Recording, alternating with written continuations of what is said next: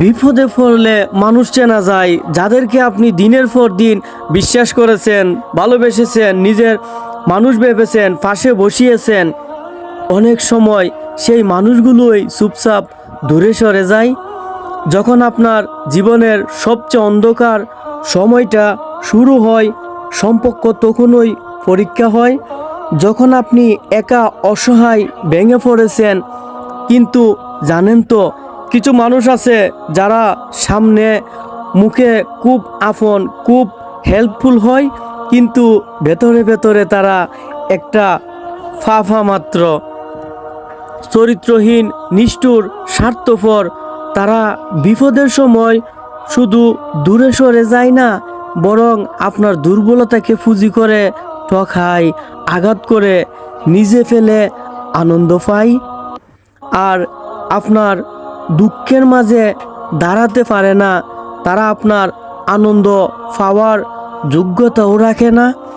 একটা কথা কখনো ভুলবেন না, মানুষ দেখে সম্পর্ক করবেন না, পরিস্থিতি দেখে বিচার করবেন না কখনো। কারণ যখন আপনার সব কিছু শেষ হয়ে যাবে, তখন সত্যিকারের সম্পর্কগুলোই টিকে থাকবে। আর যারা ভালো মুখোশ পরেছিল, তারা হাওয়ায় মিশিয়ে যাবে। আজকাল সম্পর্কগুলো ব্যবসার মতো, স্বার্থ থাকলেও যোগাযোগ, স্বার্থ শেষ তো সম্পর্ক শেষ। বিপদে পাশে না থাকলে মানুষ নয়, পাশে থেকেও যে আঘাত করে সে চরিত্রহীন। আর সত্যিকারের মানুষ তারা কম হলেও ঠিক পাশে দাঁড়ায়। আপনার চোখের পানি দেখলে ব্যথা পায়, কারণ তারা মানুষ নামে পরিচিত মানুষ, টাকার মানে এখনো বুঝে। তাই যারা আপনাকে বিপদে ফেলে চলে গেছে, তাদের মনে রাখবেন না কখনো, বরং যারা আপনার খারাপ সময়েও হাত ধরেছিল, তাদের মাটির মতো ভালোবাসুন। কারণ জীবন একদিন শেষ হয়ে যাবে।